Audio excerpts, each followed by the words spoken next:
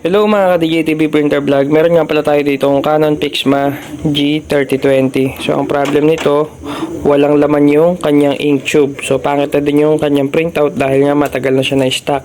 So paano natin yan isosolve? So ganito lang yan, madali lang. Pero bago yan, kung bago kayo sa channel na to, huwag niyo po kalimutang mag-subscribe. So ayan, pag nandito na tayo sa screen panel, use nyo lang tong arrow right. Tapos hanapin nyo yung maintenance. Pag nakita nyo sa maintenance, press kayo ng okay.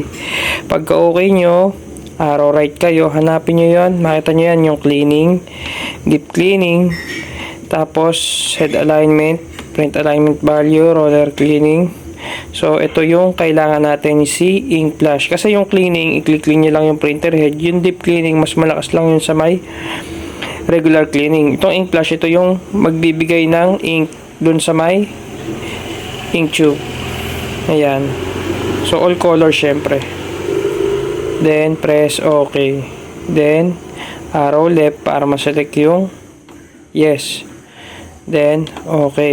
Then arrow right para ma-yes tayo. Ayan. So ayan, nakalagay dyan about 6 minutes. So 6 minutes bago matapos yan. So check natin dito para makita natin.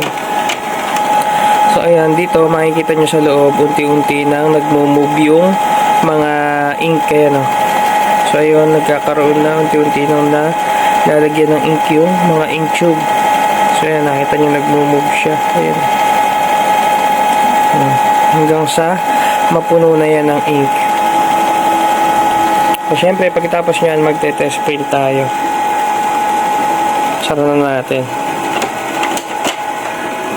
So, eto na. Tapos na siya mag-ink flash. So, ang gagawin natin dyan, magno-nozzle check tayo para makita natin kung anong resulta. So, ayan na. Wait lang natin. Ayan na, mabilis lang yan. So, kung nakatulong sa inyo yung video na to, huwag niyo po kalimutang mag-subscribe.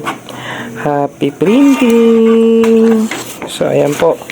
Makita nyo po, ayan po yung kanyang resulta. Ayan o.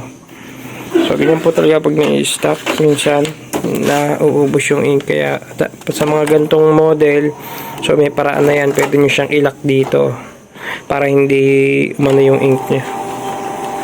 Yun lang po.